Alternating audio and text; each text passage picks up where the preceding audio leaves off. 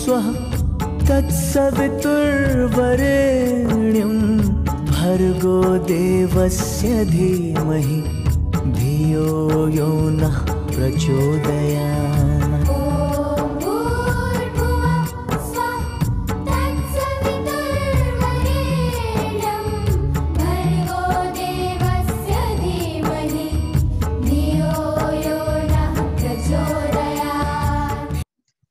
जी sir, मैं आप सबको नमन करता हूँ, नमस्कार करता हूँ और अरविंद शर्मा जी के 170वें जूम मीटिंग में आप सबका स्वागत है।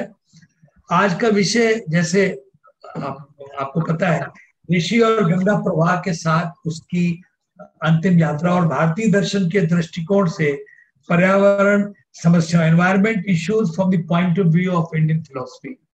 और मुझे बहुत बताते हुए हर्ष है कि डॉक्टर एस.एस. भदौरिया जी IRS इस विषय पर अपने विचार रखेंगे।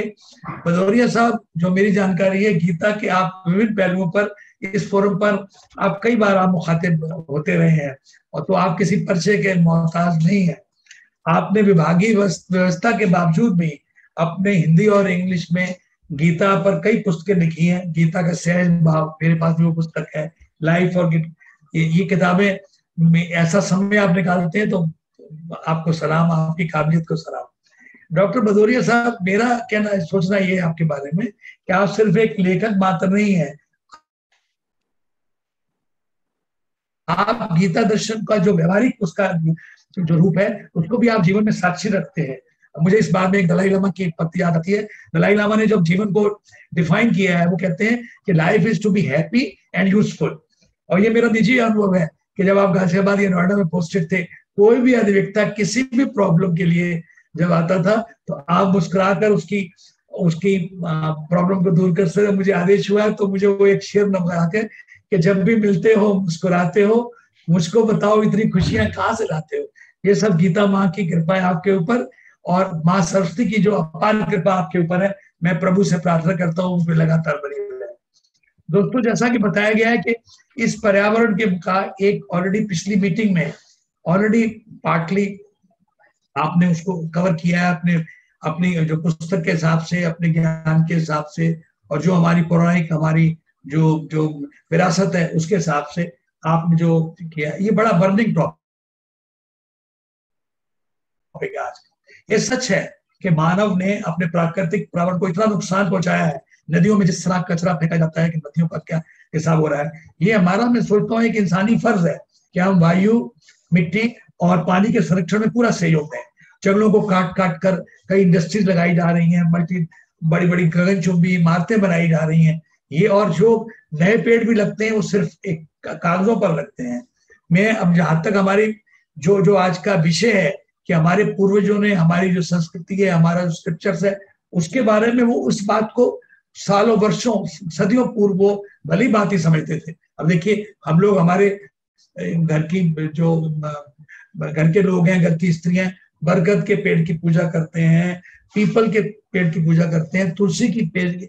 ये सब के पीछे भावना क्या थी कि ये 24 घंटे पेड़ ऑक्सीजन देते हैं, इनको ना काटा जाए। जितने भी जानवर हैं, आप देखिए, जितने हमारे देवी देवता हैं, किसी के साथ गाय है, किसी के साथ बैल है, इवन चूहा भी गणेश जी की सवारी में। अब तो कहते हैं सबकी पूजा करो। हमारे नदियों की पूजा, देखिए बिहार का जो फेस्टिवल है वो हिंदू मिला की पूजा करते हैं। गंगा को तो हम अपनी माई मानते हैं और शिवजी से उसको कनेक्ट करते हैं। तो इस तरह जो आपका जो आज का जो टॉपिक है, आज का जो सब्जेक्ट है, उसको, पर्यावरण को किस तरह हमारी स्क्रिप्चर से, किस तरह हमारे पौराणिक, हमारे विचारों से कनेक्ट किया जाए, ये इस बात करती है। अब जीव जंतु, जो एनवायरमेंट का दूसरा असूल है कि जितने भी जीव जंतु हैं उनका हमने उसको कनेक्ट किया है। मनुष्य, मेरे हिसाब से, एक उसकी जो है परंपरा या उसकी जो विरासत है, वो शाकाहारी होने का है। हम लोगों ने कोरोना की त्रासदी देखी है कि चाइना में अगर जो भी जानवर हैं, जो भी जिस तरह मांसाहारी थे, कितना प्रकोप कुदरत ने किया है। दूसरी बात जो आपने पिछले बात कही थी, ग्लोबल वार्मिंग की कही थी, किस तरह ग्लोबल वार्मिंग का असर हो रहा है। जैसा आपने बताया 10 जगह जंगलों में आग लगी हुई है। यूरोपियन कंट्री में जहां मौसम बिल्कुल खराब होता था, वहां कितना कितना फर्क पड़ रहा है। और उत्तराखंड में कितनी बड़ी त्रासदी हुई है, बादल भी रोज गिर रहे हैं। और ग्लेशियर से क्या है कि अगर पानी वहां से निकलता है, और मुझे ये लोग सोचते हैं कि अब जो अगली वर्ल्ड वार है, आगे आने वाला जो विश्व युद्ध है, वो पानी के ऊपर होगा। तो मैं अब आखिरकार यही अपनी बात कहूंगा कि ये जो जमीन है, ये जो प्लेनेट है, अर्थ है, ये सिर्फ एक ग्रह मात्र नहीं है, ये हम सब लोगों का घर है। और हमको पूरी कोशिश करनी चाहिए, अपने लिए नहीं, आने वाली नस्ल के लिए, कि हम लोग पर्यावरण ऐसा रखें कि कम से कम आगे आने वाली नस्ल को पूरा। देखिए, अभी मद्रास में, चेन्नई में भी एक बात आ रही थी कि वहां पर पानी खत्म हो गया है। राजस्थान की बात भी है।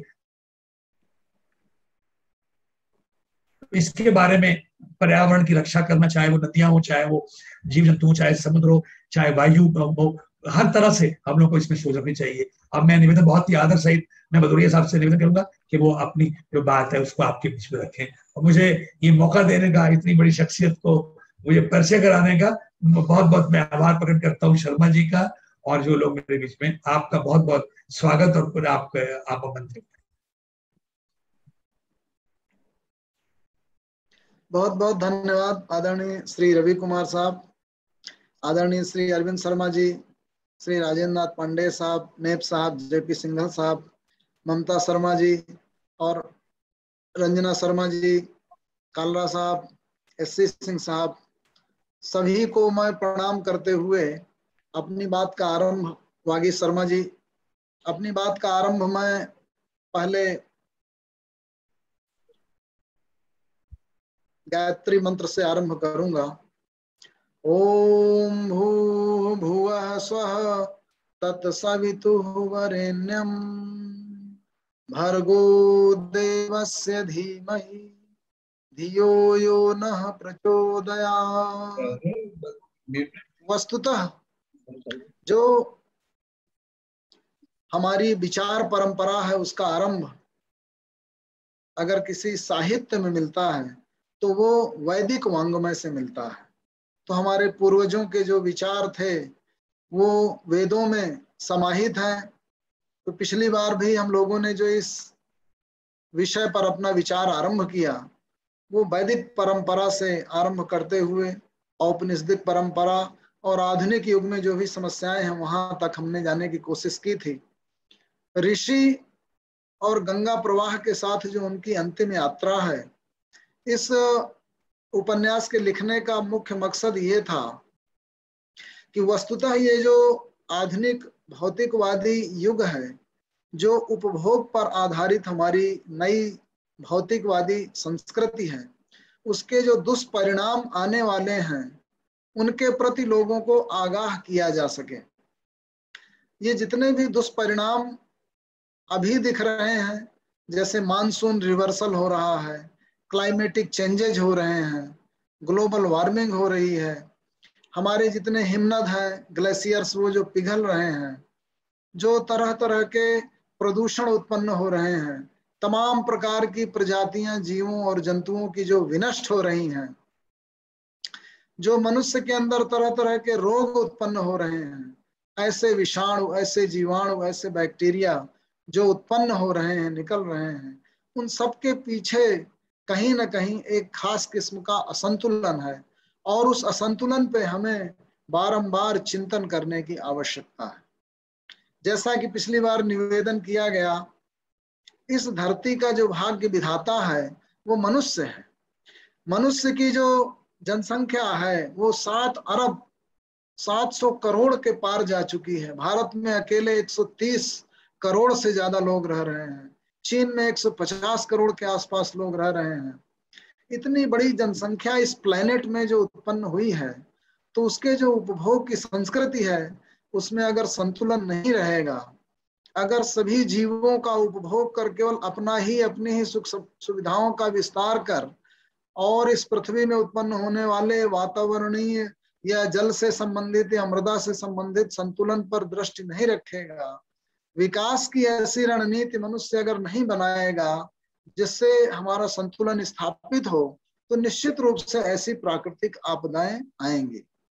तो पिछली बार हमने निवेदन किया जो हमारी गीता का जो मुख्य सूत्र है, जिसमें भगवान श्री कृष्ण या वैष्णव विचारधारा में बहुत प्रधान रूप से इसको कहा जाता है, यदा यदा ग्लानिर्भवति भारत, यदा यदा हि धर्मस्य ग्लानिर्भवति भारत अभ्युत्थानम धर्मस्तदात्मानं सृजाम्यहम् परित्राणाय साधूनां विनाशाय च दुष्कृताम् धर्म संस्थापनार्थाय सम्भवामि युगे युगे। तो ये धर्म क्या है? धर्म वेदों में जिसे रीत कहा गया, जिसे महाभारत में धर्म कहा गया, जिसे आधुनिक युग में ऑर्डर, लॉ एंड ऑर्डर हम लोग कहते हैं, तो उसी के तरह तरह के नाम हैं। प्राकृतिक जो असंतुलन है, इस संतुलन से जब हम लोग हटते हैं, जब हम लोग समाज में न्याय से हटते हैं तो क्रांति होती है। प्राकृतिक संतुलन से जब हम हटते हैं तो ऐसी विपदाएं और आपदाएं आती हैं। जब व्यक्तिगत हम अपना जो रिस्ट्रेंट है, जो कंट्रोल है, जो यम नियम संयम से जब हम भटक जाते हैं तो तरह तरह की बीमारियों का जन्म होता है। तो स्वधर्म में जो हमारी स्थिति है वो क्या है? वो रित में जब हम अनरित होते हैं, जब हम रित से हट जाते हैं, जब हम सम्यकता से हट जाते हैं, जब हम न्याय मार्ग से विचलित हो जाते हैं, तो ये समस्याएं आती हैं। तो ये न्याय मार्ग क्या है? सत्य का, धर्म का मार्ग क्या है? ये पथ क्या है? उसी की स्थापना के लिए बारंबार हमारे वेदों में प्रयास किया गया और कहा गया। मनु ने इसीलिए कहा था कि सब कुछ, सारा ज्ञान वेदों में है, सर्व ज्ञान मयो ईसा। अब सर्व ज्ञान कैसे है? पर्यावरण से संबंधित विविध विषयों पर चिंतन किया गया है। हमारे जो ऋषि मुनि आदि थे वो प्रकृति की गोद में रहते थे। क्यों? क्योंकि आज की जो हमारी विकास की रणनीति है, आज हमने जो शहर बनाए हुए हैं, जो सीमेंट का, पकी मिट्टी का इतना ज्यादा इस्तेमाल कर रहे हैं, वो एक तरीके से ताप का असंतुलन उत्पन्न कर रहा है। तापमान का असंतुलन क्यों हो रहा है? हम ऐसे तत्वों का उपयोग कर रहे हैं जो ज्यादा दृढ़ हैं, ज्यादा मजबूत हैं, जिससे हमारी नगरीय संस्कृति बन रही है, जो आसानी से घुल नहीं पा रहे हैं। प्लास्टिक का हम प्रयोग कर रहे हैं। पुनः प्रकृति हमें वार्न कर रही है। देखिए, प्लास्टिक के जो सिंगल यूज प्लास्टिक है, उसके अधिक प्रयोग से तरह तरह के कैंसर, और जो गाय और पशु पक्षी उसको जो खा लेते हैं उनको तरह तरह की पेट की बीमारियां और विकृतियां, और मृदा में उसके न घुलने की वजह से हमारी जो मिट्टी पे समस्याएं उत्पन्न हो रही हैं। ऊपर की जो क्रस्ट के ऊपर की जो सॉइल है वो खराब हो रही है। तो ये जो विकृति आई है, जो संतुलन आई, उससे हम फिर से लौटने लगे। इस सिंगल यूज प्लास्टिक का जो प्रयोग है उसको डिस्कार्ड करने के लिए चेतावनी लगातार। मृदा संरक्षण हमारा जो है नहीं हो पा रहा। अब पानी का हम कितना असंयमित उपयोग कर रहे हैं, असंतुलित उपयोग कर रहे हैं। हमारे उद्योग धंधों में अंधाधुंध नीचे से जो वाटर टेबल है वो लगातार घटता जा रहा है।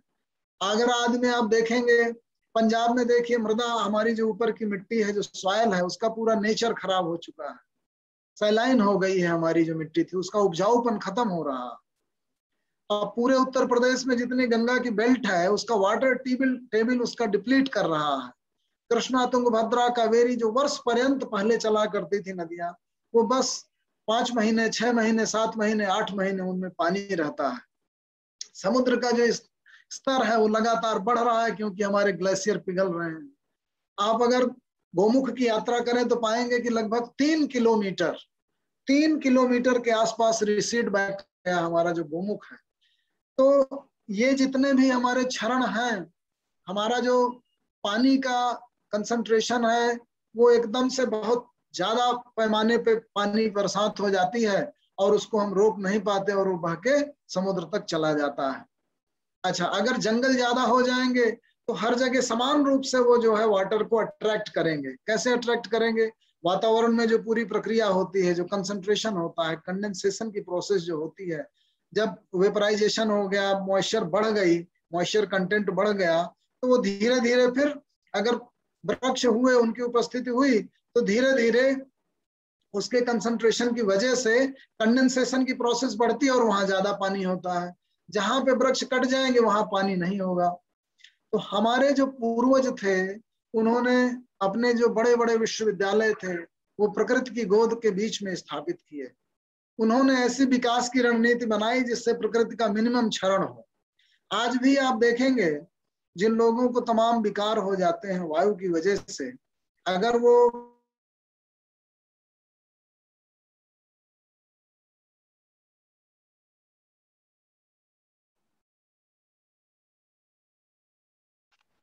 सारी बीमारियां उनकी ठीक हो जाती हैं। लंग्स से रिलेटेड बहुत सी बीमारियां ठीक हो जाती हैं। शरीर में जो ऑक्सीजन का इंटेक है वो बढ़ जाता है अच्छी जगहों में जहां पे ऑक्सीजन की अधिकता है, जंगलों की अधिकता है। तो मेरा ये निवेदन है कि हमारे सभी प्रबुद्धजन प्राकृतिक शैली का उपयोग करें। कैसे प्राकृतिक शैली क्या है?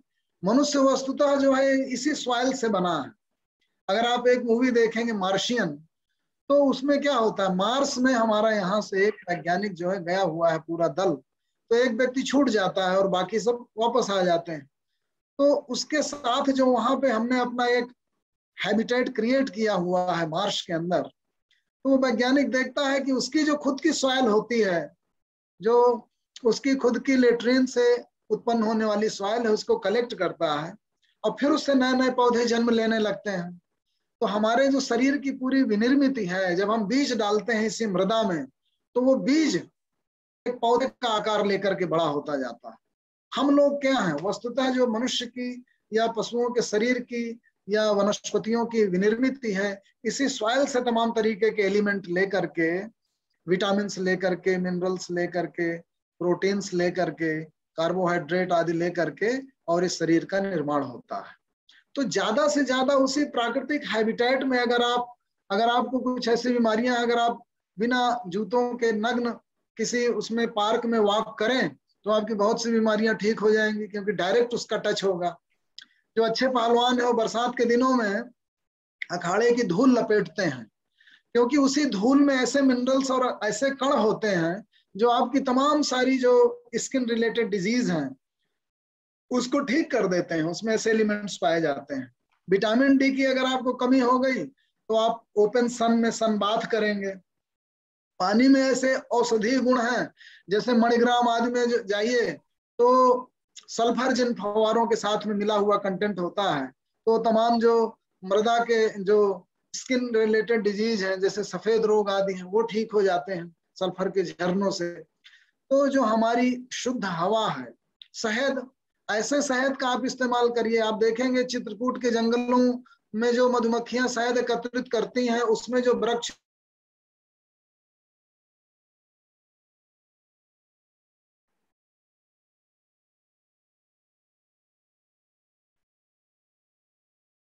मक्खियां जो शहद तैयार करती हैं, उनमें ऐसे औषधीय गुण हैं कि तमाम लोगों का अल्जाइमर आदि ऐसी बीमारियां भी ठीक हो जाती हैं। आपकी स्मरण शक्ति बढ़ जाएगी अगर आप ऐसे जंगलों में जहाँ पे इलायची और काली मिर्च आदि पाई जाती है उसका अगर आप इस्तेमाल करेंगे। अर्जुन के वृक्ष में जो औषधीय गुण हैं, हृदय रोग से संबंधित, अगर जिस जंगल में अर्जुन के वृक्षों की अधिकता है वहां मधुमक्खी अगर उसका प्रयोग करती है शहद बनाने में, तो आपके हृदय संबंधी रोग ठीक हो जाएंगे। तो मेरा निवेदन ये है कि अपने जीवन में अधिक से अधिक प्राकृतिक वस्तुओं का उपभोग करने की आदत डालें।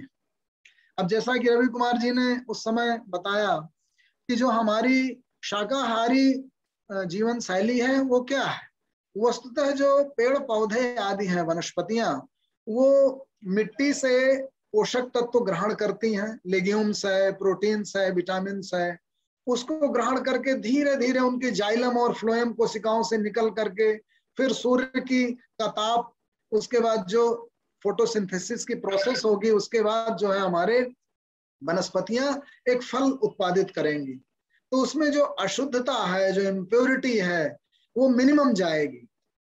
उसको जब आप डायरेक्टली प्रकृति की किचन में जो बना हुआ फल है, अपक्वाहारी जो मूवमेंट चले हमारे यहाँ कि ऐसे ऐसे भोजन को खाना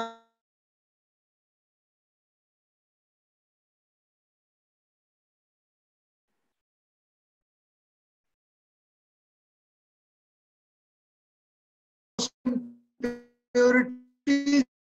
अब आइए सेकंड लेवल का, अगर आप दूध आदि जो वीगन नहीं है, मान लीजिए देखिए अंडा, दूध और जो मांसाहार है, उसमें अगर आप फिश कंज्यूम करते हैं तो फिश भी क्योंकि पानी में रहती है उसमें इम्प्योरिटी का कंटेंट होने की पॉसिबिलिटी कम है। लेकिन जब आप उससे भी ज्यादा ऐसे किसी शाकाहारी जीव को खाते हैं, जैसे शीप हैं, गोट हैं, या पक्षियों को अगर आप जिनको ग्रहण करते हैं मांसाहार में, तो उसमें मिनिमम प्रोसेस से बना हुआ जो फ्लेश है, मीट है, वो आप ग्रहण करते हैं। लेकिन अगर आप उससे सेकंड लेवल में जो फूड चेन में आने वाले जो पशु हैं जो उनको खाते हैं, फर्स्ट लेवल वाले शाकाहारी जीवों को खाते हैं, उनका अगर आप मांस भक्षण करेंगे तो उससे डिजीज की फूड चेन में जो इम्प्योरिटीज आ जाती हैं उसके आने की और संभावनाएं रहेंगी।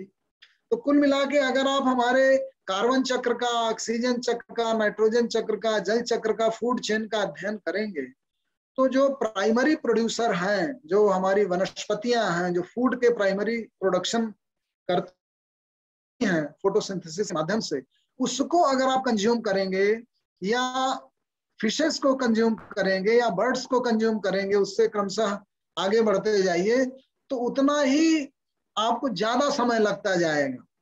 तो कोशिश ये करिए जैसे जितना एज बढ़ती जाए आप डाइजेस्ट नहीं कर पा रहे एज बढ़ने के साथ, या आप मैनुअल वर्क कम कर रहे हैं, फिजिकल एक्सर्शन कम कर रहे हैं, केवल मेंटल वर्क कर रहे हैं, तो और आपको ऐसा फूड कंज्यूम करना चाहिए जो एकदम ही सिंपल हो, ऐसी वनस्पति हो एकदम सुपाच्य हो, गरिष्ठ भोजन से बचें, तेल आदि से बचें। तो ये कुल मिलाकर के जो प्राकृतिक जीवन शैली है जो हमारे औषधि विज्ञान से संबंधित है, उसका अध्ययन करके उसके हिसाब से अपनी जीवनचर्या को ढालने की कोशिश करें ताकि प्रकृतिस्थ जीवन हम जिएं और हमारे शरीर को मिनिमम परेशानियां, जो शरीर का संतुलन है, ये जो हमने अभी निवेदन किया इसका जो मकसद था वो शारीरिक संतुलन से संबंधित था। ये एकदम प्राइमरी और ऐसा साइंटिफिकली प्रूव्ड जो तथ्य है, तथ्यात्मक विवेचन वो मैंने किया। लेकिन इससे थोड़ा सा अगर आप संश्लिष्ट और ज्यादा कॉम्प्लेक्स है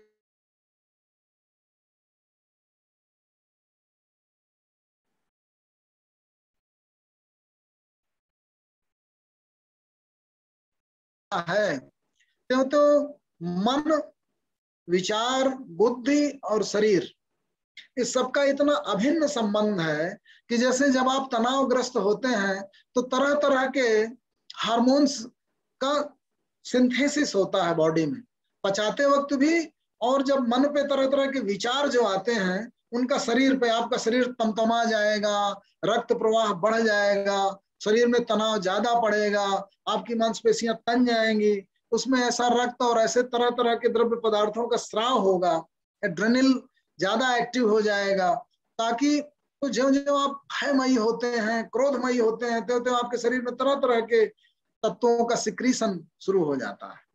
तो उसी तरह से जब जिन जीव जंतुओं को मारा जाता है, मारने के समय उनकी जो मानसिक संक्रियाएं होती हैं उसका प्रभाव उनके शरीर पर आता है। फिर जब उस तरह के जो विषैले पदार्थ हैं वो सिक्रीट होते हैं, वो फिर जब आप उस मांस का भक्षण करते हैं तो उसका प्रभाव आपके शरीर पे आता है।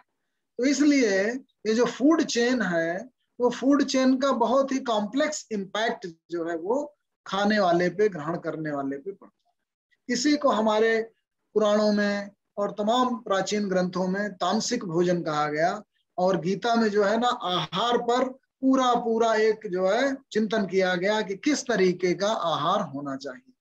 आयु, सत्व, बल, आरोग्य आदि बढ़ाने वाले जो तत्व हैं, स्थिरा हृदय, जो हृदय पे है ना स्निग्ध हो, जिनका हृदय पे प्रभाव न ज्यादा पड़ रहा हो, ऐसे तत्वों को ग्रहण करने वालों को सात्विक कहा गया। काटु, अम्ल, लवण, अति उष्ण, तीक्ष्ण, रुक्ष विदाहीन आहारा राजसस्य इष्टा दुख शोका में प्रदाह कहा गया।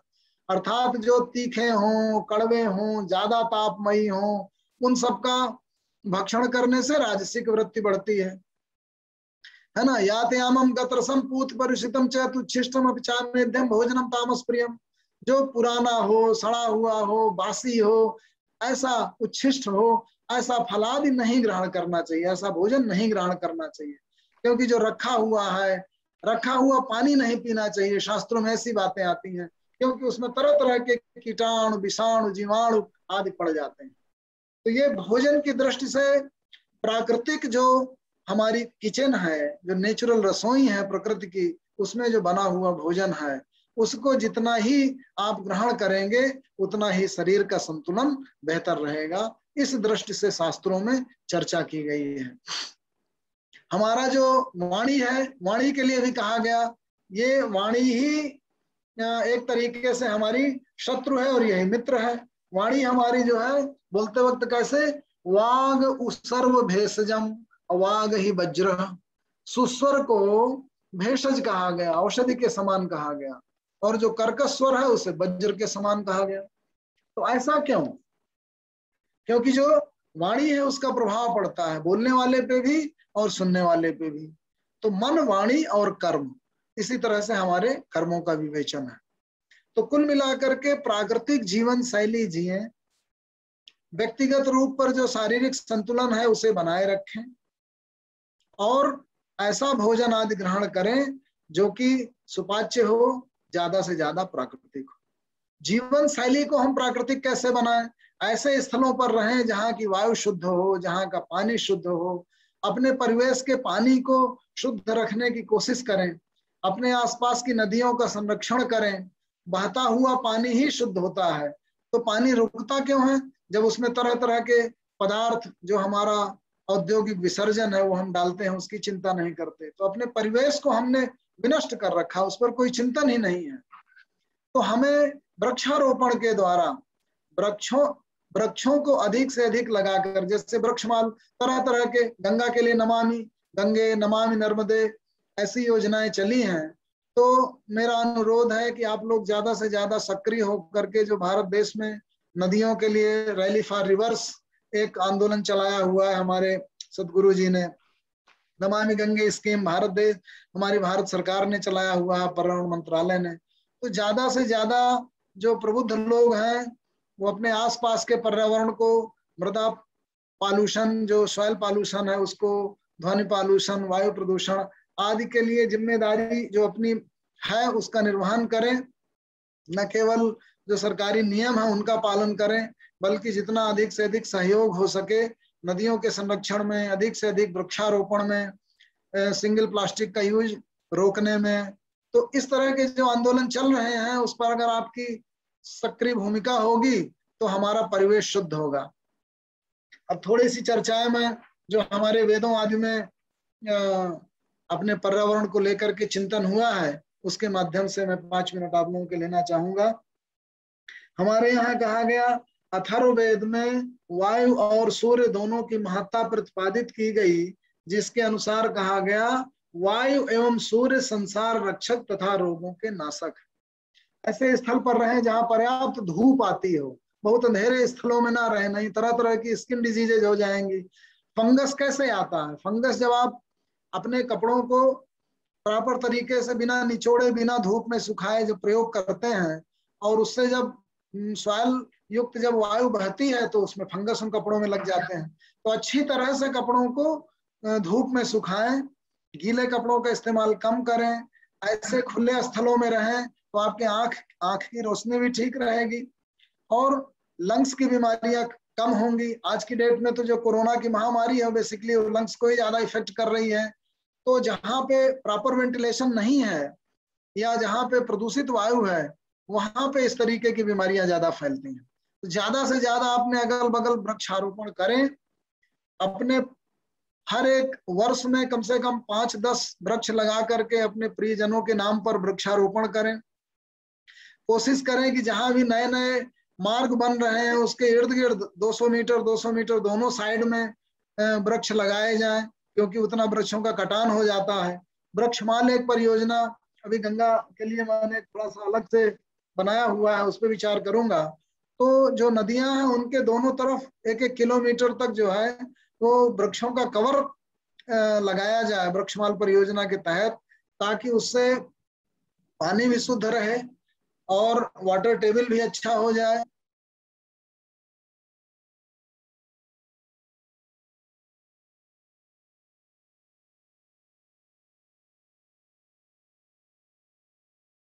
हैं उनमें जो सिल्टेशन हुआ है उसको साफ किया जाए और उसके इर्द गिर्द, उसके रिवर कोर्स के इर्द गिर्द 1-1 किलोमीटर दोनों साइड में सघन वृक्षारोपण हो। ऐसे तमाम से आंदोलन चल रहे हैं, उनमें आप सक्रिय सहयोग दें, ऐसा मेरा निवेदन है।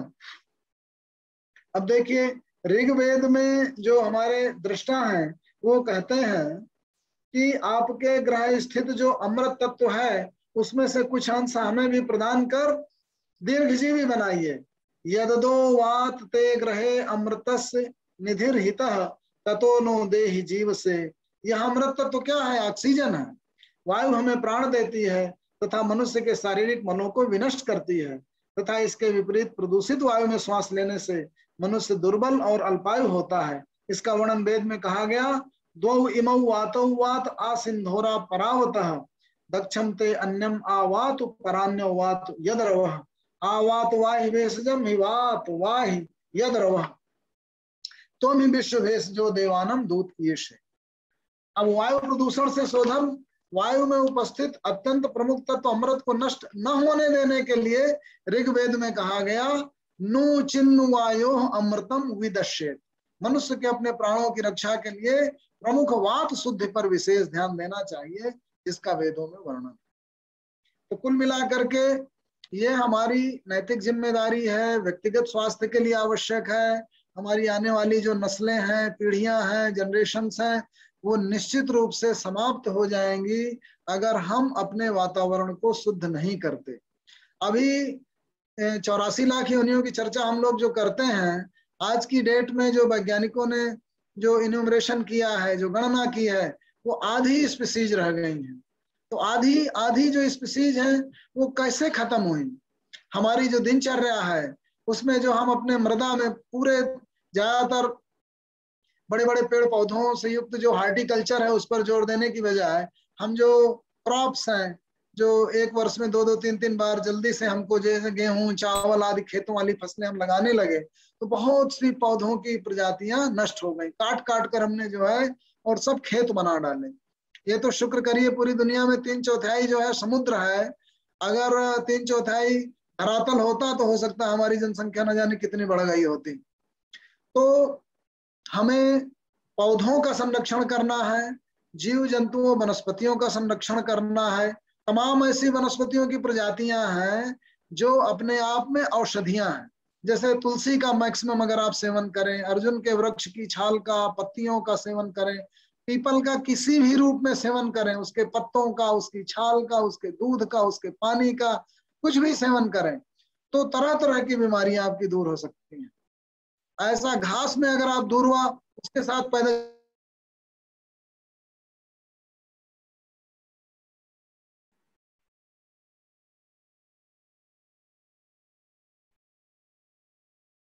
नीम के पत्तों को अच्छी तरह से धुल करके अगर आप सेवन करें तो आपके अंदर तरह तरह के जो विषाणु और कीटाणुओं की प्रजातियां हैं वो समाप्त हो जाएंगी। तो अगर आप प्राकृतिक चिकित्सा और प्राकृतिक जीवन शैली अपना लें तो आधी बीमारियां तो ऐसे ही आपकी समाप्त हो जाएंगी।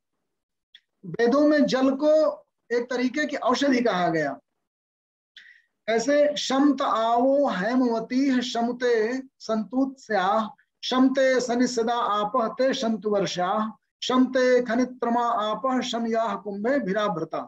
विभिन्न स्थान वाले जल अपने अपने स्थान विशेष के लाभकारी खनिजों, औषधियों व द्रव्यों जैसे गंधक, लोहा, अभ्रक आदि से संयुक्त होकर सबके लिए प्रदूषण सामक एवं रोगनाशक होते हैं।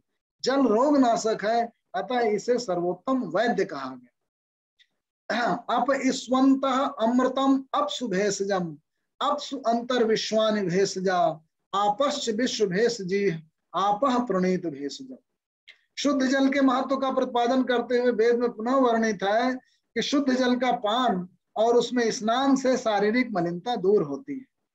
शन्नो देवी अभिष्ट आपो भवन्तु पीतये शम योह अभिस्रवन्तु नः।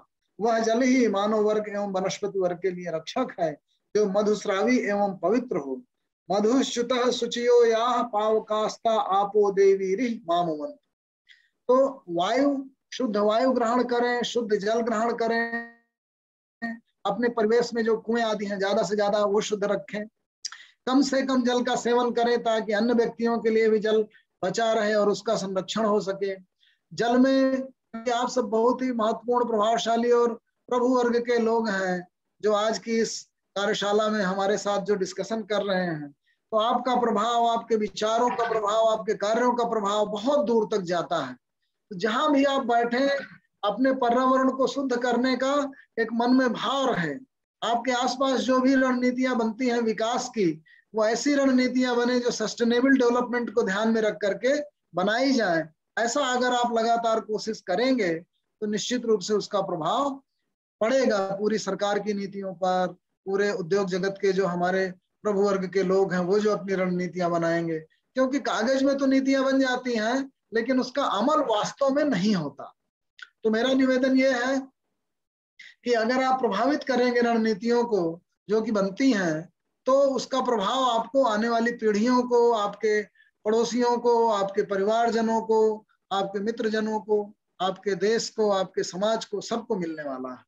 और अगर वो उपेक्षित होगा तो फिर निश्चित रूप से हमारी जो आने वाली जनरेशन्स हैं, न केवल कुछ प्रजातियां नष्ट होंगी बल्कि हमारी जनरेशन्स का विकास रुक जाएगा। अब माँ गंगा से संबंधित जो मेरा ये उपन्यास है उसका मुख्य मकसद था, व्यक्ति जो इसके नायक हैं वो ये विचार करता है, नदी के प्रति उसका एक मन में एक विद्रोह भाव जागृत हो जाता है। क्योंकि उसे लगता है कि इस नदी में जो भयंकर एकदम से बाढ़ आ गई, जब क्लाउड बर्स्ट हुआ 2013 के जो उत्तराखंड में क्लाउड बर्स्ट हुआ था जून में, तो उसकी वजह से उसका परिवार न जाने कितने, लगभग 1000 के आसपास आदमियों की डेथ हो गई। वो पानी में बह गए, रातों रात पानी भर गया। जो नदी रिवर बैंक पर जो स्थापित तमाम होटल आदि थे वो सब डूब गए। तो उसके मन में एक भाव आ जाता है, नदी के प्रति उसके मन में एक घृणा का भाव आ जाता है कि ये जो प्रकृति है, जो कुदरत है, जो नदियां हैं, ये सब मनुष्य की दुश्मन है। जो यूरोपीय सांस्कृतिक विचार दृष्टि है, विकास दृष्टि है, दार्शनिक दृष्टि है, वो वस्तुतः मनुष्य को विजेता के रूप में प्राकृतिक शक्तियों को स्थापित करना चाहती है। जबकि हमारी जो भारतीय संस्कृति है वो पृथ्वी को माँ मानती है। कहा गया ना वेदों में, ये भ्यो माता मधुमत पिन्वते पय पीयूषम देव, और हमारे दिवलोक को माता भूमि पुत्रो आम पृथिव्याम कहा गया है ना। तो ये जो पूरे ओम जो शांति मंत्र पिछली बार वाचन हुआ, ओम देहु शांति अंतरिक्ष शांति गुम शांति पृथ्वी शांति आपः शांति औषधय शांति, पानी में शांति, औषधियों में शांति, वनस्पतियों में शांति, पूरे पर्यावरण में शांति। शांति भाव मतलब नृत भाव, मतलब सम्यक भाव, मतलब समभाव, मतलब प्रदूषण रहित स्थिति। तो हमारे दिवलोक को, हमारे वायुलोक को, पर्यावरण को, हमारी भूमि को, उस सब को, अपने पूरे परिवेश को, पूरे वातावरण को, हमारे वातावरण से भी जो पर्यावरण है, पर्यावरण मनुष्य के इर्द गिर्द जो भी आवरण है, आसपास जो भी स्थित है, वातावरण तो वात है केवल वायु के लिए, एटमॉस्फेयर के लिए कहा गया, पर्यावरण तो पूरे एनवायरनमेंट, पूरे इकोसिस्टम के लिए कहा गया। उस सब पे एक समत्व भाव, अप्रदूषण रहित स्थिति उसकी हो, ऐसी कल्पना की गई। समस्त जीव जंतुओं पे अगर आप अपना विस्तार देखेंगे, इस पूरे वातावरण को, पूरी पृथ्वी को, वनस्पतियों को अपना ही विस्तार समझेंगे। जो जैसे पिछली बार मैंने निवेदन किया कि अगर आपके अंदर एक कल्पना आएगी कि आप जो सांस ले रहे हैं वो उस आपके जो लंग्स हैं वो कहाँ से जुड़े हैं, उन सारी आसपास की वनस्पतियों से जुड़े हुए हैं जो आपके द्वारा छोड़ी गई कार्बन डाइऑक्साइड को लेकर के आपको ऑक्सीजन देते हैं। कितना अभिन्न रूप से आप जुड़े हुए हैं उन वनस्पतियों से। आपकी विनिर्मिति अपने पूरे सॉइल से, पूरे फूड चेन से, आसपास जितने वृक्ष आदि हैं वहीं से आपका भोजन आता है, उस तरह से आप उससे जुड़े हुए हैं। आप पानी एक चेन है पूरी, किस तरह से समुद्र से पानी क्लाउड के माध्यम से उठता है, फिर पर्जन्य वर्षण होता है, फिर उसके बाद जो अनाज आदि जो हमारी भोजन है वो उत्पत्ति होती है, फिर उसको आप ग्रहण करते हैं। इस पूरी फूड चेन का जब आप एनालिसिस करेंगे तो आप पाएंगे कि ये जो हमारा जीव और जड़ जगत है, एनिमेट और इनएनिमेट वर्ल्ड, वो कितना अभिन्नता से एक दूसरे से जुड़ा हुआ है। पूरा जो चक्र है, किस तरह से एक व्यक्ति दूसरे जीव जंतुओं से, प्रकृति से अभिन्न रूप से जुड़ा हुआ है, इसका जब आपके अंदर भाव आएगा तो प्रकृति के प्रति आपके अंदर प्रेम भाव, एक आत्मीयता का भाव जागृत होगा। फिर उसका संरक्षण करने की आप निरंतर कोशिश करेंगे। तो हमें प्रकृति के प्रति जो अपनी दृष्टि है वो पहले बदलनी पड़ेगी। और एक सौजन्यमयी दृष्टि, सानिध्यमयी दृष्टि, सहअस्तित्वमयी दृष्टि, को एग्जिस्टेंस की जो प्रवृत्ति है वो अपनानी पड़ेगी। और फिर जितना हम देखिए, वेदों में भी वाक्य आया कि धरती में जहां आप खोदें तमाम खनिजों के निकालने के लिए आप, है ना, ऐसे ऋचाएं आती हैं वेदों में कि जब आप खनन करते हैं तमाम खनिजों का, तो धरती में भी गड्ढा उत्पन्न होता है, तो उसको भी आप सम कर दें। क्यों? क्योंकि समता आपको स्थापित रखनी है, उसको भी आप खुला न छोड़ें। और देखिए आज की डेट में जब आप पाएंगे तो तरह तरह के जो विषाणु निकल रहे हैं, उसका कारण ही यही है। ये मिलियंस एंड मिलियंस ऑफ जो एजेस में जो प्रोसेस हुई है इवोल्यूशन की, उसमें तमाम तरह के विषाणुवादी अंदर दब जाते हैं। उन क्षेत्रों में जहां ज्यादा खुदाई का कार्यक्रम होता है, वहां वो विषाणु निकलने लगते हैं, जीवाणु निकलने लगते हैं, बैक्टीरिया आदि वायरसेस जो मृत पड़े रहते हैं, सजीव निर्जीव के बीच की कड़ी है विषाणु, तो वो निकलने लगते हैं और फिर वो स्प्रेड होकर के सब जगह अपनी बीमारियां फैलाते हैं। तो छेड़छाड़ जो जितनी वैज्ञानिक प्रगति है, रिसर्च है, शोध है, उसमें प्रकृति से मिनिमम छेड़छाड़। जेनेटिकली मॉडिफाइड फूड का, जीएम फूड्स का जो विरोध हुआ विकसित देशों में, इसी आधार पर हुआ कि ये तो हमारे गुणसूत्रों को ही बदल देगा और हमारी मौलिक प्रवृत्तियां भी चेंज हो सकती हैं। तमाम ऐसे आंदोलन चल रहे हैं जो वैक्सीन आदि का भी विरोध हुआ, अंधविश्वास से युक्त होकर कर रहे हैं। तो जो आधुनिक विचार है उसमें पर्यावरणीय प्राकृतिक दृष्टि को जरूर ध्यान में रखें, लेकिन अंधविश्वास से बंधकर नहीं। पूरा जो भी ज्ञान है, विज्ञान है, हमारे पूर्वज बहुत ही वैज्ञानिक थे, उनकी एक एक बात में, एक एक सोच में विज्ञान भरा हुआ था। वो ऐसे अंधविश्वास जो बीच में हमारे अंधकाल में, मध्यकाल में, मेडिवल पीरियड में आ गया, वो वैसे नहीं थे। आप वेदों की ऋचाओं में अगर आप ध्यान से घुसेंगे तो आपको तमाम ऐसा उदात्त चिंतन मिल जाता है, जिससे पता चलेगा आज के जो नैनो टेक्नोलॉजी का युग है उससे वो सिंक्रोनाइज होता है। तो अपनी जीवन शैली में आयुर्वेद का प्रभाव देखिए, इसीलिए बढ़ रहा है विकसित देशों में आयुर्वेद, क्योंकि साइड इफेक्ट्स ज्यादा है एलोपैथी के। तो ऐसी दवाएं आदि करें जो प्रकृति की किचन में और पौधशालाओं में बनी हुई जो फूड है वो आपके अंदर जाए, वो ऑर्गेनिक प्रोसेस से निकला हुआ है।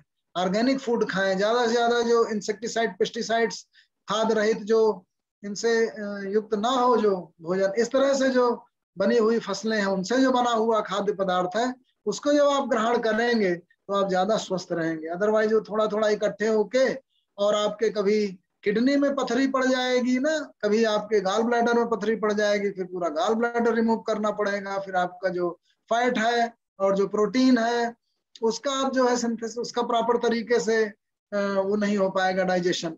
तो आपको ये ध्यान रखना। अब देखिए कुछ मैं जो है वैदिक ऋचाओं के माध्यम से, है ना, मैं आपको बताना चाहता हूँ कितना उन्नत विचार था हमारे वेदों में।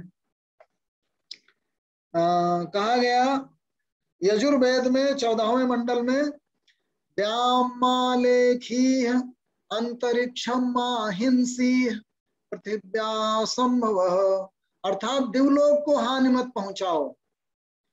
अंतरिक्षम द्रहम अंतरिक्षम माहिंसी, अंतरिक्ष को प्रदूषित न करो। दिवम द्रिहम दिवम माहिंसी, अंतरिक्ष को प्रदूषण मुक्त करके सुदृढ़ करो, अंतरिक्ष को कोई हानि न पहुंचाओ। दिवलोक को दृढ़ करो, दिवलोक को प्रदूषण मुक्त रखते हुए पुष्ट करो। ओम दिवम जिनु अंतरिक्षम जिनु पृथ्वीम द्रहम पृथ्वीम माहिंसी, पृथ्वी को प्रदूषण से मुक्त रखो। ये मंत्र जो है हमारे यजुर्वेद में और अथर्ववेद में आते हैं। व्याम मालेखी अंतरिक्षम माहिंसी पृथिव्याम संभव, अंतरिक्षम द्रिहम अंतरिक्षम माहिंसी, दिवम द्रहम दिवम माहिंसी, उद्दिवम स्तभान अंतरिक्षम तृणा, दिवम जिन्व अंतरिक्षम जिन्वः, पृथ्वीम द्रिहम पृथ्वीम माहिंसी। तो ये हमारे शिव को, औषधियों को भगवान शिव की तरह कहा गया। क्या? औषधियों व पशुपति, सतपथ ब्राह्मण में कहा गया है। औषधियां जो है शिव रूप है। शिव क्या है? जो विष का पान करे और अमृत प्रदान करे। तो इसी तरह से जो हमारी जो वनस्पतियां हैं, ये कार्बन डाइऑक्साइड को ले लेती हैं और ऑक्सीजन निकाल देती। ये कल्पना देखिए, कितनी उन्नत परिकल्पनाओं से युक्त होने के बावजूद भी आधुनिक जीवन शैली में हम लोग जो है बिल्कुल ऐसे होते चले जा रहे हैं, लापरवाह होते चले जा रहे हैं।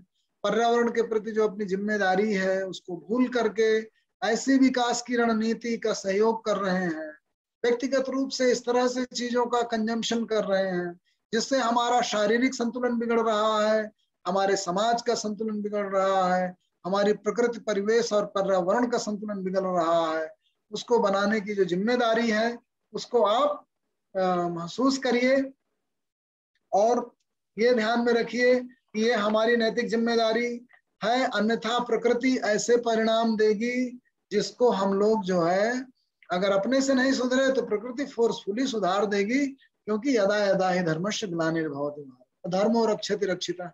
आप धर्म की रक्षा करिए, संतुलन की रक्षा करिए, न्याय की रक्षा करिए तो आपकी रक्षा अपने आप हो जाएगी। और अगर आप उसकी रक्षा नहीं करेंगे तो फिर यदा यदा ही धर्म से ग्लानिर्भवति भारत, ऐसा श्री कृष्ण आएगा। श्री कृष्ण क्या है? ऐसा ऑर्डर है, ऐसी प्राकृतिक प्रक्रिया है जो महाभारत हो जाएगा और विनाश हो जाएगा। जहां अन्याय बढ़ेगा तहां विनाश होगा। अब अन्याय क्या है? प्रकृति तो मूक है, प्रकृति तो देख नहीं पा रही, तो हम ऐसी रणनीति अपना रहे हैं जिससे हम ओजोन का डिप्लीशन हो रहा है, क्लोरोफ्लोरोकार्बन है ना, ये सब आदि इमिशन हो रहा है, बढ़ रहा है। ऐसे हमारी इंडस्ट्रीज हैं जो इतनी carbon monoxide, carbon dioxide, sulphur dioxide वो सब बढ़ा रही हैं, तो प्रकृति में प्रदूषण बढ़ रहा है। ग्लोबल वार्मिंग की वजह से ग्लेशियर पिघलने लगे हैं। अब जो तमाम लो लाइंग जितने भी आइलैंड्स हैं वो सब डूब जाएंगे कुछ दिन में। और जो गोमुख अभी कुछ दूर पीछे रिसीड बैक हुआ है, अभी पूरा का पूरा हमारे जितने ग्लेशियर्स हैं वो बदल जाएंगे। और जो अबू धाबी में भी बर्फबारी हुई थी, अभी थार के मरुस्थल में बर्फबारी होने लगेगी और यहाँ सूखा पड़ने लगेगा जहाँ पे हरितिमा है इतनी, तो ये सब मरुस्थल बन जाएंगे। और एक्सेसिव क्रॉपिंग करेंगे आप पंजाब में, ठीक है, ऐसी रणनीति नहीं बनाएंगे जिससे रिचार्ज हो अपनी सॉइल, तो सैलाइन हो जाएगी आपकी मिट्टी।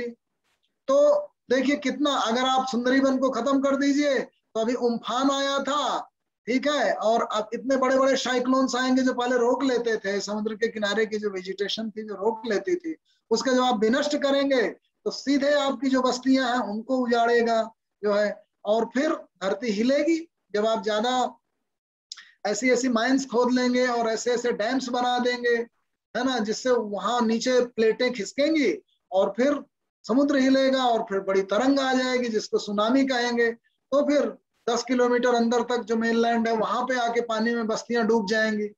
तो ये जितना भी सुनामी जो आ रही है, जो एक्सेसिव रेनफॉल कहीं कहीं हो जा रहा है, और कनाडा में बताइए हीट स्ट्रोक हो गए और हजारों लोग मर गए। माने इक्वेटर से जो इतना दूर जिसका अल्टीट्यूड है, जिसका लैटिट्यूड है, वहां पे जो है इतना गर्मी स्ट्रोक, हीट स्ट्रोक, ऐसी परिस्थिति। एल नीनो और ला नीनो की जो धाराएं हैं, जो स्ट्रीम्स हैं, समुद्र की जितनी करंट्स हैं, उनमें पूरा रिवर्सल हो रहा है। पूरा एक क्लाइमेटोलॉजी है जो बताती है किस तरीके से हमारा साउथ वेस्टर्न मानसून क्रिएट होता है और उसको छीण कर देता है। और कहाँ एल नीनो का जन्म होता है? पैसिफिक ओशियन से चलकर एक करंट वो आती है ऑस्ट्रेलिया के ऊपर से होती हुई, फिलीपीन से आती हुई, और ये होती हुई मलेशिया से, और फिर इंडिया और लंका के बीच से गुजर जाती है। अब वो धारा जो है पूरे विश्व में तरह तरह की जो करंट है वो क्लाइमेटिक चेंज लाती है। हमारा जो साउथ वेस्टर्न जो मानसून है उसकी इंटेंसिटी को खत्म कर देती है। उसमें जो इंटेंसिटी रहनी चाहिए, जिससे जो वहां से जो हमारा चलता है मानसून, वो पहले नॉर्थ ईस्ट में जो फनल शेप हमारा पर्वत का बनता है मेघालय आदि में, वहां पे टकराता है, फिर उससे धीरे धीरे चढ़ के बिहार के ऊपर से होता हुआ पूरा यूपी से होता हुआ कश्मीर तक जो जाता था, वो पूरा छीड़ हो जाता है मानसून और वहां पे बरसात नहीं होती। और फिर अरब सागर का जो मानसून है वो स्ट्रांग हो जाती है उसकी करंट, और वो आपके गुजरात में और आपके जो है राजस्थान में ज्यादा इतनी बरसात कर देता है कि वहां बाढ़ आने लगती है। तो ये जो मानसून रिवर्सल है, ये जो वेदर में इतने जो चेंजेस हो रहे हैं, जो अचानक गर्मी ज्यादा दिनों की लंबी हो जा रही है, सर्दी बहुत कम हो जा रही है, अचानक जो बाढ़ें आने लगी हैं नदियों में, एकदम से क्लाउड बर्स्ट हो जा रहे हैं, उसके पीछे पूरा एक पूरे मनुष्य की, आधुनिक मनुष्य की दिनचर्या है, उसके द्वारा लगाई गई तमाम है, उसके द्वारा जो इमिशन होने वाले जो उन सब के लिए जो टारगेट वगैरह फिक्स किए गए, उसको विकसित देशों ने मना कर दिया। कितना दुर्भाग्य की बात है।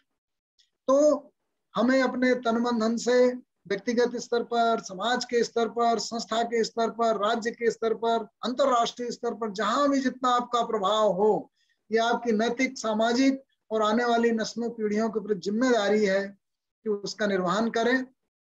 और हमारे जो ऋषि मुनियों ने जो जीवनचर्या अपनाई थी व्यक्तिगत स्तर पर, उसको अपना करके वही मैसेज अधिक से अधिक दें। ऐसा भोजन करें, ऐसी रणनीति बनाएं, ऐसा रहन सहन अपनाएं जो ज्यादा से ज्यादा एकदम कुदरती और प्राकृतिक जीवन शैली के करीब हो।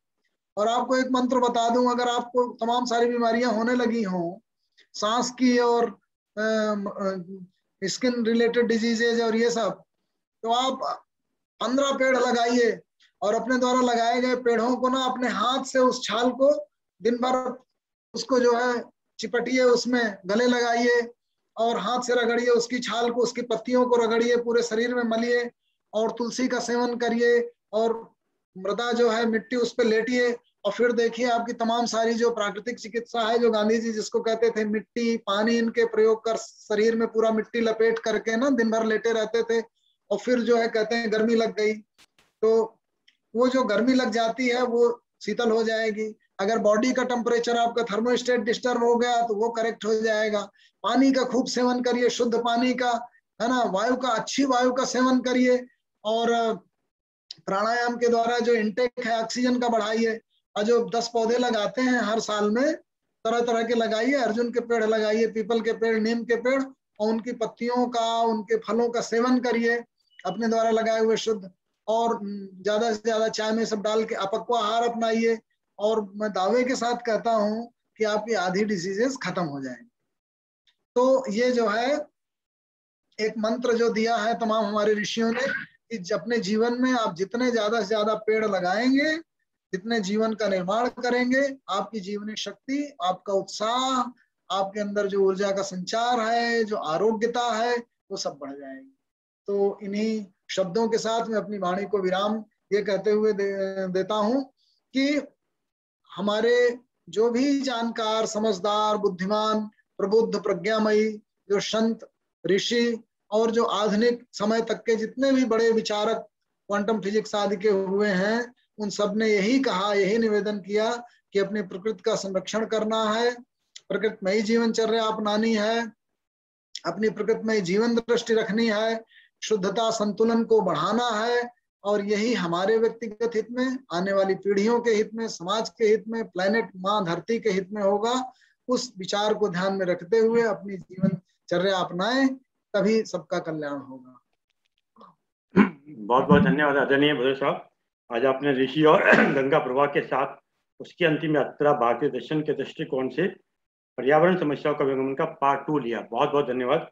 और आपने बहुत सही कहा कि हमारे किचन के अंदर ही बहुत सारी औषधियाँ हैं। तो अभी अभी मेरे मन में भाव आया कि हमारे अंदर जैसे गायत्री मंत्र है उसमें 24 अक्षर हैं, तो अगर देखा जाए तो हमारी किचन के अंदर भी 24 औषधियाँ होंगी, जैसे कि सौंफ, हींग, काली मिर्च, इलायची, तेजपात, अजवाइन, दालचीनी, लौंग, धनिया, जीरा, सौंठ, मेथी दाना, मिर्च, अदरक, हरड़, कलौंजी, राय, जायफल, लौंगी, केसर, नमक, चंदा नमक, काला नमक और हल्दी। तो देखिए ना 24 मतलब औषधियाँ हैं। और आपने जो अभी बताया कि पेड़ों के वृक्ष से अगर स्किन की डिजीज को दूर कर सकते हैं और कम से कम 10 पेड़ लगाएं, 15 पेड़ लगाएं, तो मैं तो कहता हूं कि मरने के बाद हमको जितने लकड़ी चाहिए पेड़, उतना कम से कम तो लगा लें सर जी। जितनी हमको चाहिए तो लगाएं। हाँ बहुत सही, बहुत सही। मतलब मरने के बाद तो लकड़ी चाहिए, तो कम से कम उतनी व्यवस्था तो हम लोग कर ही लें कि हम उतने पेड़ लगा लें। तो बहुत सुंदर। और आपने जो बताया कि जैसे तुलसी के पत्ते या नीम के पत्ते, तो हमें बताया कि जो बेल के पत्ते हैं अगर हम उसको 10 दिन या 15 दिन तक लें तो काफी हद तक डायबिटीज में दूर हो सकती है सर। तो धीरे धीरे करके हम लोग गणेश जी के लिए कहा गया कपित्थ जम्बू फलचारु भक्षणम, जो कैथा है, जामुन है ना, इन सब का सेवन इसलिए करते थे गणेश जी क्योंकि लड्डू बहुत खाते थे, तो उनको डायबिटीज होने की संभावना थी। तो कैथा और जामुन आदि खाएंगे अगर आप खट्टे फल, तो उससे वो उसका फर्क पड़ता है। तो करेला, नीम, जामुन और कैथा, इन सबसे जो है वो डायबिटिक की प्रॉब्लम सॉल्व होती है। उसका अधिक से अधिक सेवन करना चाहिए। चलिए मैं आपको अनम्यूट कर देता हूँ सबको। तो अपना जिनको कोई प्रश्न पूछना है पूछ सकते हैं। अनम्यूट कर दिया मैंने सर। साउंड खोल लीजिएगा रविकांत साहब, अभी खोलिए साउंड, अभी खोलिए डॉक्टर साहब। जी सर। सर मैं कुछ पूछूं? हाँ जी बिल्कुल बिल्कुल बिल्कुल। वो मैं ध्यान से सुन रहा था भदौरिया साहब को, एक जगह पे इन्होंने कहा कि जल का संरक्षण करें और कम से कम सेवन करें ताकि दूसरे लोग का भी उपभोग कर पाए, और अंत में कहा कि जल से ज्यादा सेवन करना चाहिए। और मुझे भी यही पता है कि आयुर्वेद में यही कहा गया जितना ज्यादा जल पिए। जैसे मैं उठते ही 3 गिलास पी लेता हूँ, अब मुझे लगता है मैं कोई गुनाह तो नहीं कर रहा, दूसरे के हिस्से का जल पी रहा हूँ। तो दो चीजें कंट्राडिक्टरी हो गई, वो थोड़ा सा क्लियर कर दें। नहीं, मेरा बस ये निवेदन है कि बर्बादी ना हो। देखिए ज्यादा से ज्यादा उपभोग वाली बात जो है बर्बाद ना करेगा। वो आपने सेवन शब्द कहा था, मैं उसमें चौंक गया, मैं ये क्या कह रहे हैं, और बाद में आपने कहा ज्यादा सेवन करें, मैं अब ये सही कह रहा है। वो सेवन की बजाय उपभोग होना, मतलब बर्बाद ना करे, जल की बर्बादी ना, वो तो खैर चलता है। एक मंत्र आता है, उसमें कहा गया कि ज्यों ज्यों आपकी उम्र बढ़ती जाए, माने चाणक्य एक जगह कहते हैं कि वृद्धावस्था में दूध में 5 गुना पानी मिलाकर, इतना पतला करके पीना चाहिए, 5 गुना पानी मिलाकर।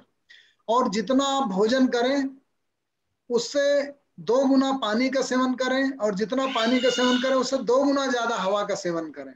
मतलब शरीर जब आपका पेट है उसको अगर आप जो है डिवीजन करें कि कितना उसमें क्या क्या होना चाहिए, तो उसमें जितना भोजन हो उससे 2 गुना मात्रा में पानी रहे और उससे 2 गुना मात्रा में हवा की उपस्थिति रहे, अर्थात अल्पाहार की बात की गई। तो इतना ज्यादा भक्षण ना हो भोजन का जिससे शरीर में बीमारियां फैलने लगे।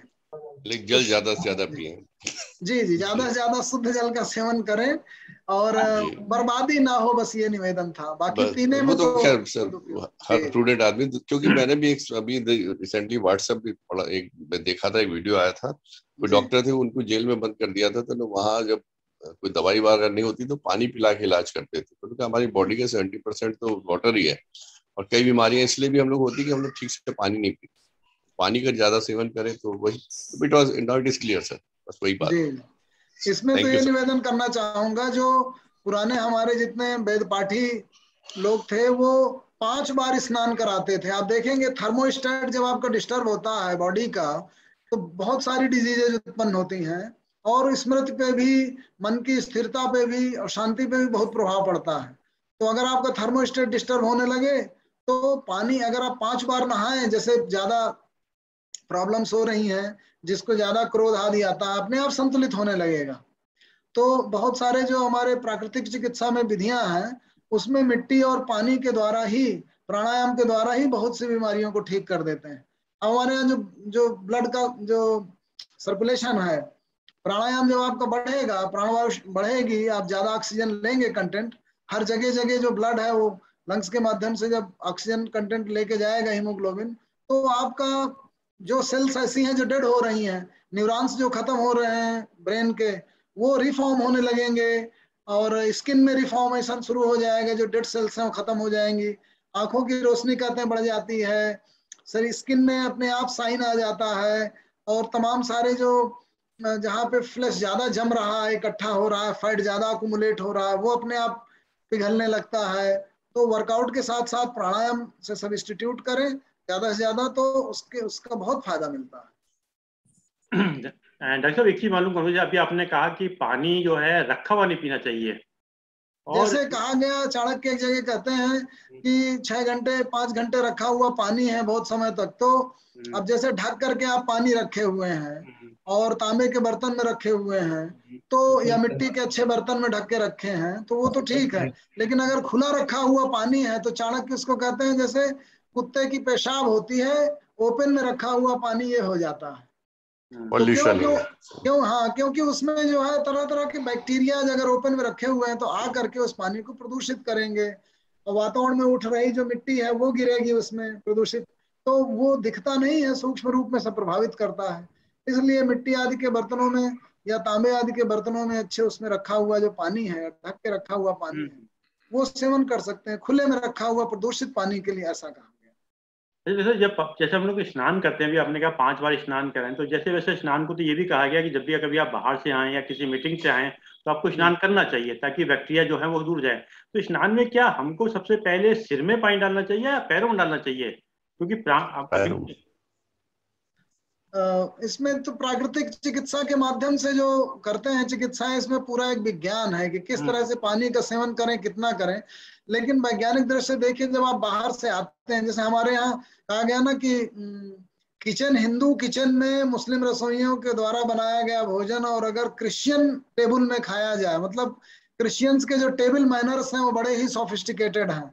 मुस्लिम जो लोग हैं वो बहुत स्वादिष्ट भोजन तरह तरह के मसालों से युक्त बनाते हैं। लेकिन जो हिंदू किचन है वो बहुत पवित्र रखी जाती थी। जब आप बाहर से आएंगे जूता पहन के तो तमाम जगह से मिट्टी में होकर के आएगा, वो मिट्टी के कण। आवाज हम लोगों को समझ में आता है कि एक वायरस जो आ गया, अब वो एक वायरस अगर आया नीचे किचन में, अब किसी भोजन पदार्थ से टच हुआ, उसके बाद आपको हो गया कोरोना।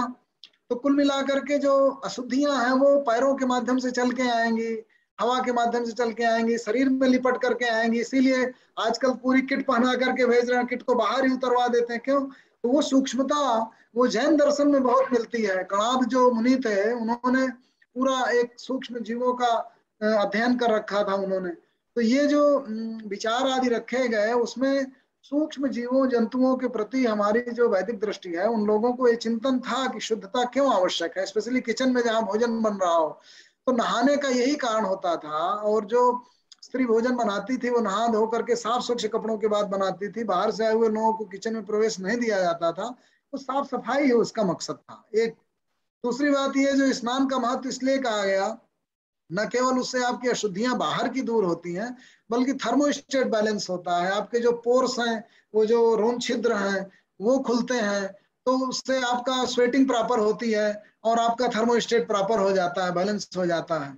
और उस समय एसी आदि नहीं रहा होगा तो नहा करके, अब गर्म जलवायु है भारत देश की, तो इस तरह से वो संतुलन स्थापित करते रहे होंगे। अगर आप गर्मी से आएंगे तो आपका मन नहीं लगेगा, लेकिन आप नहा धो के शीतल जल से नहा लेंगे तो आपका थर्मोस्टेट बैलेंस हो जाएगा और मन आपका लगने लगेगा। अच्छा, रही बात कहाँ से पानी डालें और कैसे डालें, इसका पूरा विज्ञान है। शरीर में जो संचरण होता है वो किस दिशा से किस दिशा में होता है, वो मैं अभी इस समय उसका प्रॉपर अध्ययन करके उसका एक क्लास लेना चाहूंगा कि कैसे। उसमें भी कुछ लोग जो है वो कहते हैं ना, जैसे तमाम लोकल लेवल पे लोग दूसरे धर्म वालों की आलोचना करने के लिए ज्यादातर कहते हैं कि आप जो है ऊपर से नीचे की ओर करते हैं, तो वजू करते वक्त जो मुस्लिम है वो नीचे से ऊपर की ओर करते हैं विरोध स्वरूप। ऐसा कुछ नहीं है। हो सकता है क्लाइमेटिक रीजन रहे हों जहाँ पे जेनेसिस उद्भव हुआ मुस्लिमों का, वो अरब देशों में पानी की बहुत कमी थी। और भारत देश ऐसी क्लाइमेट है यहाँ की, ऐसा सब ट्रॉपिकल रीजन है, यहाँ बहुत सारी नदियां रही, पानी की प्रचुरता रही, तो हमारे यहाँ खूब सारा पानी का सेवन होता रहा, वो बचाने के लिए करते रहे। लेकिन ध्यान ये रखना चाहिए साइंटिफिक दृष्टि से कि हम लोगों को शुद्धता, स्वच्छता और शरीर में किसी तरीके की अशुद्धियां, खान पान, पानी, हवा, हर जगह जो है शुद्धि बनी रहे, इस पे विचार और चिंतन हो, ये निवेदन। बहुत शर्मा जी, समाप्त होने को है आपका कार्यक्रम। मैं भी प्रशंसा कर दूं डॉक्टर भदौरिया साहब की, 2 मिनट लेके। आज तो रवि कुमार जी ने इंट्रोड्यूस किया, रवि कुमार जी को प्रणाम, डॉक्टर भदौरिया साहब को प्रणाम। मुझे प्रभावित ये करता है कि आप अपने उपन्यास का तो खैर चलो आज तो थोड़ा हिस्सा लिया, लेकिन वैदिक जो आपका संहिता का मुख्य रूप से जो अध्ययन है वो मुझे बहुत प्रभावित करता है। यहाँ पर सिर्फ ये बात मैं भी कह दूं थोड़ी सी, हालांकि आपने देखा होगा जरूर, क्योंकि आप जब इतना पूरा अध्ययन किए हुए हैं, ऋग्वेद के पहले मंडल का 50वां सूक्त, उसमें सूर्य देवता है, जो हम सूर्य उपस्थान करते हैं संध्या के समय, उसके मंत्र हैं। लेकिन एक मंत्र जो इस समय आपके वक्तव्य से संबंधित होगा वो है 11वां मंत्र। 11वें मंत्र में जो हम हमारे एलोपैथी वाले बताते हैं विटामिन डी के बारे में, वो स्पष्ट रूप से लिखा है, डॉक्टर भदौरिया साहब ने जरूर देखा होगा, पहले मंडल के 50वें सूक्त का 11वां मंत्र। वो कहता है, उद्यन अद्य मित्रमहम आरोहन उत्तराम दिवम हृदय रोगम मम सूर्य हरिमाणम च नाशय। अर्थ ये हुआ इसका कि हे ये जो सूर्य उदय हो रहा है उसके सामने जो लोग बैठते हैं उनका हृदय रोग और हरिमा माने जॉन्डिस, पीलिमा, इन दोनों का नाश होता है। तो ये आपने बहुत अच्छी बात कही। इसी तरह से जो जल की बात कही, यजुर्वेद का भी आपने उदाहरण दिया, अच्छा लगा मुझे बहुत। यजुर्वेद के 15वें जो अध्याय है उसमें और 18वें अध्याय में अप्सराओं का वर्णन है। अप्सराओं का बिल्कुल पौराणिक रूप से नाचने वाली नर्तकी के बारे में है, लेकिन वहां है जो जल की शक्तियां हैं, गतियां हैं, उनके बारे में। और वहां ऋतु के अनुसार उनकी सब वर्णन किया गया है और जितना भी उनका सूर्य, पानी, वायु सबके बारे में किया गया। और 8 ऋग्वेद के 8/51/2 में तो वृद्धावस्था की जो विध्वंसक रोग हैं उनके लिए सूर्य किरणों का भी सेवन की बात कही है। और पानी की बात तो आपने बताई, बहुत अच्छा लगा, बहुत ही सुंदर, प्रशंसनीय आपका अध्याय। चलिए, और कोई किसी का प्रश्न पूछ सकते हैं, वरना फिर रवि कुमार साहब से कहेंगे कि वो धन्यवाद दें साहब। कोई प्रश्न किसी का हो? कोई प्रश्न नहीं किसी का? चलिए, तो आदरणीय रवि कुमार साहब से कहूँगा कि वो धन्यवाद दें। उससे पहले मैं कल की घोषणा करता हूँ। कल हमारे बीच में विपिन जी आ रहे हैं और उनका टॉपिक है senior advocate Vipin Kumar, ensure peace and harmony after you simply by writing a will a decision. और फिर डॉक्टर आदिश्याम दीक्षित आएंगे भगवत दर्शन पार्ट 3 पर। और फिर विनय कुमार एडवोकेट आ रहे हैं, फिलॉसफी ऑफ इंटरनल ह्यूमैनिटी, एकात्म मानववाद का दर्शन। और सैटरडे को जो उपनिषद होते हैं वो हमारा एस.सी. सिंह साहब ले रहे हैं केन उपनिषद पार्ट 2। और फ्राइडे को एस.सी. सिंह साहब लेंगे और शनिवार को लेंगे कठोपनिषद आदरणीय चिन्मय मिशन से। और संडे के दिन आ रहे हैं डॉक्टर अनुभूषण, दंत स्वास्थ्य के लिए समग्र और ज्ञानवर्धक दृष्टिकोण, holistic and knowledge approach to dental health. तो मैं आदरणीय रवि कुमार साहब से कहूँगा कि 2 शब्द कह के फिर अपने सवाल को समाप्त करें। आदरणीय रवि कुमार साहब। मैं अपनी ओर से और सब जितने भी यहाँ पर लोग शामिल हैं उनकी ओर से मैं डॉक्टर भदौरिया साहब का बहुत बहुत आभार प्रकट करता हूँ। उन्होंने ये वाकई गीता में क्लियर लिखा है कि आप खाना कैसा खाएं, आपके विचार कैसे हो। उसमें एक बात मैं और जोड़ना चाहूंगा, जो कि हमारे कि जो आप भोजन करें उसकी जो आमदनी है ऐसी आमदनी से हो जो नेक आमदनी हो। ये भी चीज इसमें जोड़ी गई है कि वो भोजन आए तो वैसे आ जाए। दूसरी बात, आपने जो पुरानी वैल्यूज की तरफ, वाकई कोरोना होने के बाद या स्वास्थ्य के लिहाज से हम लोग जो हमारी पुरानी बातें उनमें जा रहे हैं। आप देखिए 10 दुकानें ऑर्गेनिक फूड की खुल गई हैं। वो कहते हैं हम गोबर की खाद को इस्तेमाल करते हैं।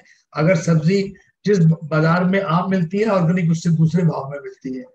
और जहां तक मसालों की बात आपने अरविंद जी कही, ये बिल्कुल बताते हैं कि ब्रिटिश इंडिया जो उन्होंने आके ईस्ट इंडिया कंपनी जो उन्होंने भारत में, उनका आने का एक विशेष कारण ये था कि जो केरल में मसाले पैदा होते हैं वो कहीं विश्व में और कहीं नहीं। वाकई हमारी रसोई में इतने मसाले हैं कि उसका लाजवाब है। यही जो सोने की चिड़िया वाली भारत की बात है, उसको कहा गया है। अब क्योंकि पुरानी बातों को जा रहे हैं और कोरोना की बात थी और स्वास्थ्य की बात थी, तो एक मैं अपनी बात को मैं विराम दूंगा एक कथा कह के। वो इस तरह है कि कहर दुनिया पे है बरपा, कहर दुनिया पे है बरपा, क्या खुदा नाराज है, क्या ईश्वर नाराज है? यहाँ सिखाने का क्या यहाँ सिखाने का कुछ उसका ये नया अंदाज है। लौट कर हम जा रहे हैं फिर पुराने दौर में, ऑर्गेनिक फूड में दोबारा, सोलर एनर्जी सब चीजों में दोबारा जा रहे हैं। लौट कर हम जा रहे हैं फिर पुराने दौर में, यहाँ एक नए दौर का हो रहा आगाज है। ये शुरुआत एक नए दौर की हो रही है पुरानी बातों को लेते हुए। तो मैं पुनः भदौरिया साहब का बहुत बहुत मैं धन्यवाद करता हूँ। और उन्होंने जैसा वायदा किया कि एक वाटर ट्रीटमेंट जो एक पूरी एक पूरा सब्जेक्ट है, पानी से आप कैसे अपने आप को एक उपचार करेंगे, पूरी कैसे औषधि करेंगे, ये अपने आप में, तो उसके ऊपर वो पूरा मेटेरियल इकट्ठा करके उन्होंने आश्वासन दिया है सबको कि अरविंद कुमार जी के पेज पर दोबारा वो हमको वाटर थेरेपी के बारे में, called it specific water therapy दिखाएंगे। मैं पुनः आपका बहुत बहुत अपनी ओर से आपका मैं आभार प्रकट करता हूँ। धन्यवाद। ओम शांति शांति शांति।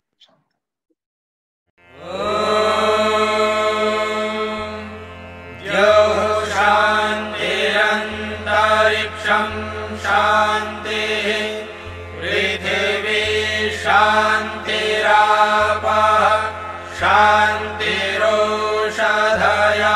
शान्तिः, वनस्पतयः शान्तिर्विश्वे देवाः शान्तिर्ब्रह्म शान्तिः, सर्वं शान्तिः शान्तिरेव शान्तिः सा मा शान्तिरेधि ॐ शान्तिः